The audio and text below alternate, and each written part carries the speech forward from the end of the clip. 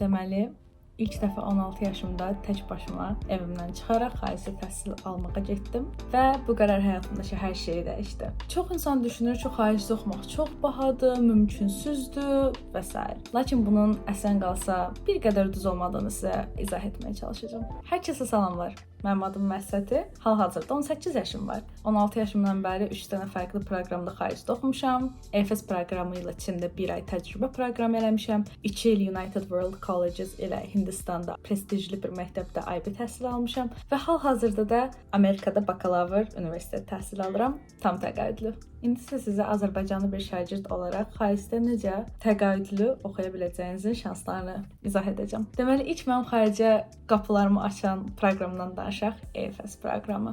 EFS 1 aylıq təcrübə proqramıdır və siz gedə biləcəyiniz ölkələri listədən seçə bilirsiniz. Əgər qəbul olsanız, Çinə, Hindistana, Misirə və Braziliyaya 1 aylıq tam təqaüdlə yol pulunuz belə qarşılanaraq gedə bilərsiniz və orada sizinlə birlikdə 30 dənə fərqli ölkələrdən olan şagirdlər olacaq. EFS System və Sustainability proqramıdır. Yəni proqram ərzində siz sistem və sustainability barədə öyrənəcəksiniz. Həyatımın ən gözəl bir aylarından birisini Çində, orada tanışdığım dostlarımla birlikdə Çini gəzərək və sistem və sustainability barədə öyrənərək keçirdim. İndi isə sizə biraz Çindən bəzi şəkilləri bura qoyuram. Gördüyünüz kimi çox əylənmişdi, çox əyləncəli idi və hər kəsə tövsiyə edirəm bu proqrama başvurmağı. Yenidən vurğulamaq istəyirəm ki, EFS proqramı tam təqaüdlüdür, yəni qəbul olsanız, yol pulunuz, vizanız, orada qalmaq xərciniz, yeməyinizə qədər hər şey qarşılanır orada. EFS proqramına başvurmaq üçün sizin 15-17 yaş aralığında olmalısınız. Bu proqram sayəsində mənim dünya görüşüm çox dəyişdi. Yəni hər gün ayrı bir macəra idi. Yəni bir ay ərzində hər günümüz fərqli bir macəra idi. İndi gəlin ikinci proqramımızdan danışaq. UWC proqramı. Deməli sizə UWC-nin müraciət formunu biraz qısa şəkildə başa salım. İlk başda siz esselər yazırsınız və birlikdə şəhadətnamənizi və qiymətlərinizi göndərirsiniz. Esselərdən sonra mən bilən akademik test olmalıdır, ondan sonra müsahibələr və qəbul olsanız sizə e-mail gəlir. UWC-yə başvurmaq üçünsə siz 16-18 yaş aralığında olmalısınız və 9-cu sinifin DİM imtahanından 240 baldan yuxarı bal toplamalısınız və məktəb qiymətlərinizin ortalaması da yüksək olmalıdır ki, siz bu proqrama müraciət edə biləsiniz. Bundan əlavə UWC dünyanın 18 ölkəsində yerləşir. Hər UWC məktəbi nə qədər bir-birinə oxşasa da bir o qədər də fərqlidir. Çünki ölkələr dəyişdikcə mədəniyyətlər və düşüncələr də dəyişir. Yəni UWC Taylandda ya da UWC Norveçdə oxumaq, UWC Hindistanda ya da UWC Amerikada oxumaqdan daha fərqlidir təbii ki də. Çünki məktəbin biraz strukturu da dəyişir. Lakin ümumiyyətlə bu məktəblərin hamısını birləşdirən bir fikir var. İnsanları və millətləri bir araya gətirmək. Bu məktəblər 80-dən çox, hətta bəlkə də daha çox millətlərdən insanları bir araya gətirərək 2 il ərzində IB, yəni dünyada ən prestijli təhsil sistemlərindən birisində şagirdlərə 11-ci və 12-ci sinif təhsilini verir. Və bu təhsili aldıqdan sonra sizin Amerikada tam təqaüdlü universitetdə oxumaq şansınız bir qədər yüksəlir. Və yəni məncə UWC-də qazandığınız o 2 illik təcrübə yəni heç nəyə dəyişilməz. Siz orada həm dərslərə qatılmaqla bir yerdə fərqli tədbirlərdə iştirak edəcəksiniz, həftə sonları fərqli şəhərlər, fərqli insanlarla tanışacaqsınız. Normalda kampuslarda hər kəs bir yerdə yaşayır və düşünün, yəni fərqli millətlərdən olan dostlarınızla bir kampusda yan-yana hamınızın aranızda 5 dəqiqə məsafə ilə bir yerdə yaşamaq, yəni bu çox əyləncəli, çox maraqlı olur. Sizə bir dənə UWC-nin ən yaxşı tərəflərindən birisini də deyim. Bu biraz təqaüd barədədir. Əgər siz UWC-yə təqaüdlə qəbul olmusunuzsa, siz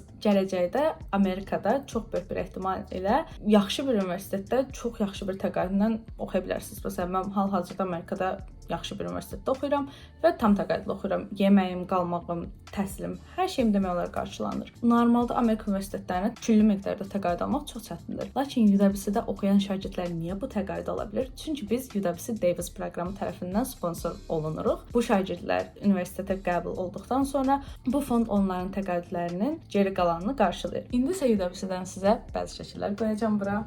Gördüyünüz kimi çox maraqlı idi.